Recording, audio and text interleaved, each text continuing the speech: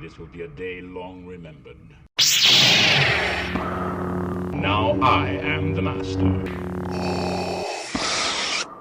Welcome to another episode of Legends and Theories. And welcome to my review of Tales of the Empire.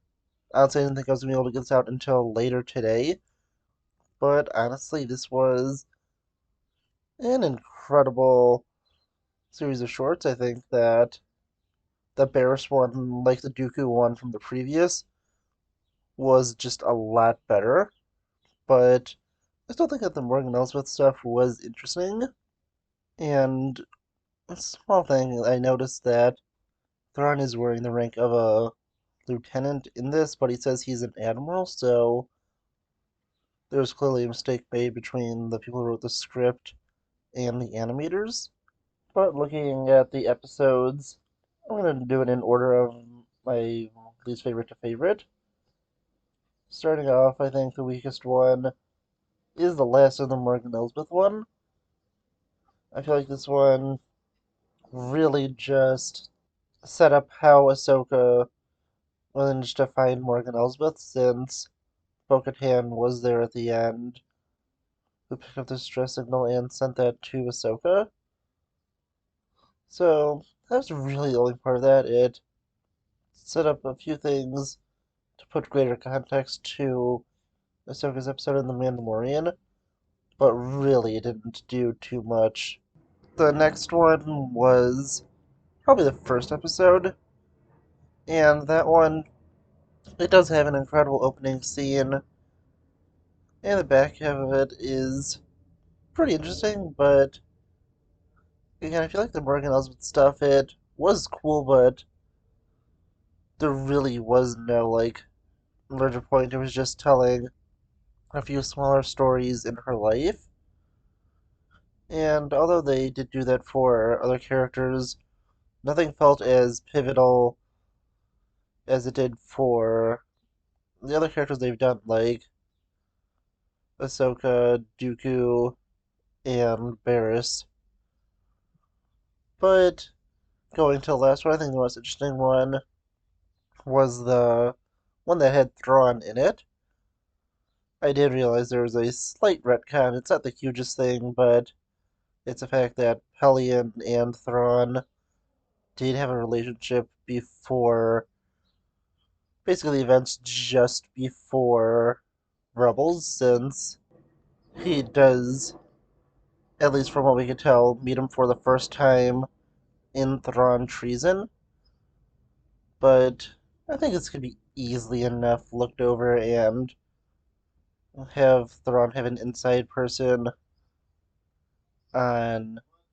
I don't remember the guy's name. It was another Grand Admiral, but I think that you could easily enough look over that. And as you mentioned earlier, there is a mistake where Thrawn has the rank of a lieutenant on and says he's an admiral.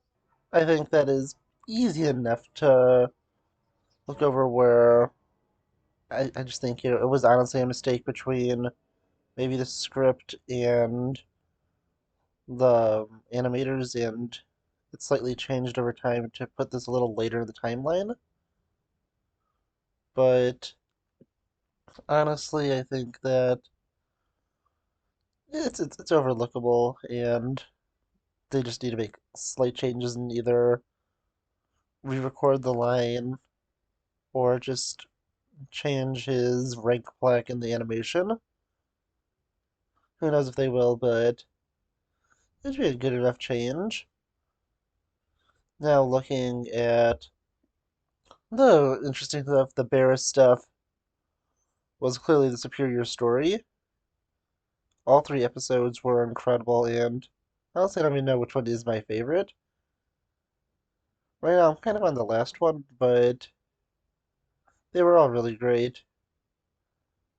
I'd say the weakest one, and that's really not saying anything because they were all incredible, was probably the second one.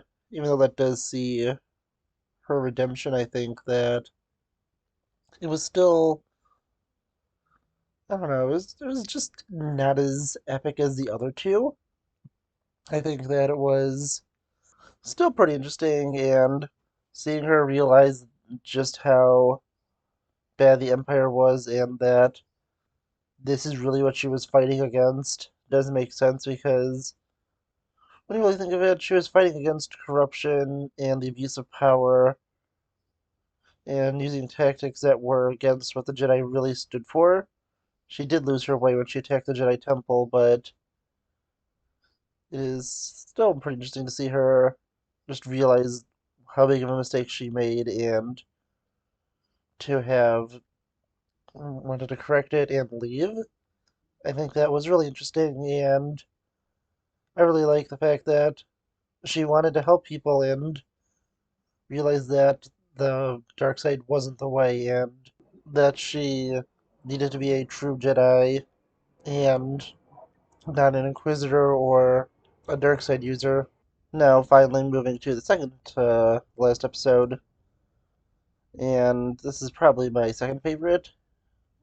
It's kind of in time between this one and the last one, but I feel the last one just had a little bit better content, and it's still pretty close. But this is the first one in the Barris arc where she's recorded to the Inquisitors, and you can see she clearly has these problems.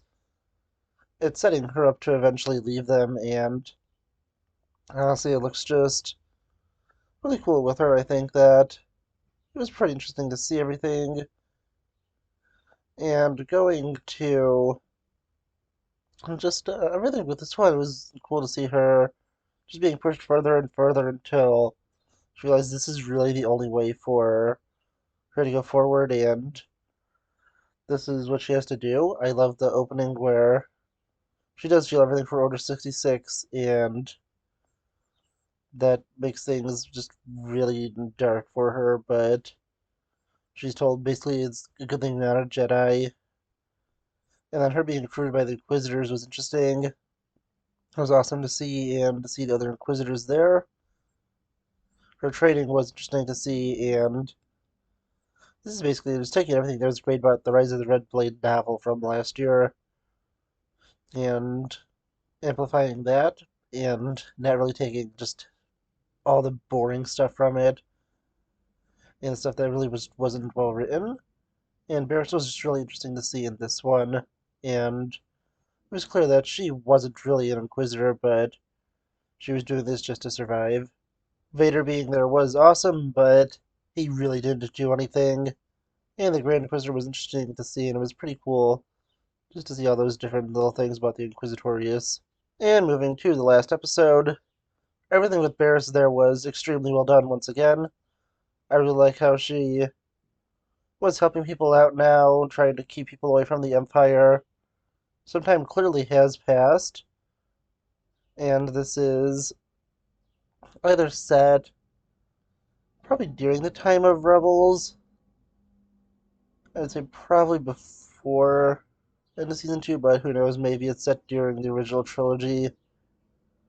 Don't know how much time truly has passed, but it seems clear that she is at least in contact with Ahsoka since she says that she's going to send them to an old friend who'll be able to help them out. And really, the only friend she could possibly have is Ahsoka. Interesting how these both kind of tie into Ahsoka coming to have aid, and I definitely think there's going to be a lot of jokes about this, and how Dave Filoni really loves Ahsoka, and it's connected all back to her. And just looking at everything with this one, I love how she was able to be wanting to redeem Lynn, and she just kept pushing it until she realized that being an Inquisitor isn't something for her, and that she should walk away from this path. This is at least set after Kenobi, since she was an Inquisitor during that, and she clearly wouldn't be hanging around with them if she had a change of heart, but I think it's interesting that she did want to save Barris, and I'm assuming that Barris probably does survive, at least temporarily, and have two really many Jedi being alive after the events of the original trilogy, so I think there's a really good chance that this is all going to be leading into a series. They'll probably see Barris, Ventress, Lynn, and then probably a few other Jedi trying to keep the other Force sensitives alive. And we'll probably be seeing the deaths of all of them by the end. And honestly, I think that'd be pretty interesting. I think that with them having a bunch of different assets, they could be even jumping across time with this until they eventually have a final episode where they get executed all by Vader. But that's something to talk about at another time. And just looking at this one, I think that everything with Barris was just really interesting here. Her being fully redeemed and wanting to help people. And yeah, honestly, I think this is really cool. I think the fact that she wants to save people and really doesn't want to kill anyone anymore was really nice development. And I like how she realizes everything she did was wrong and that she just made a really major mistake, but she's doing the best she can to correct it. But yeah, honestly, I want to know what you think of these shorts. Please let me know in the comments. I'll see you all in the next episode of Legends and Theories, and may the 4th be with you. Thank you for watching this episode of Legends and Theories. Please subscribe, like the video, share the video, leave a comment, check out the video on screen, and may the Force be with you.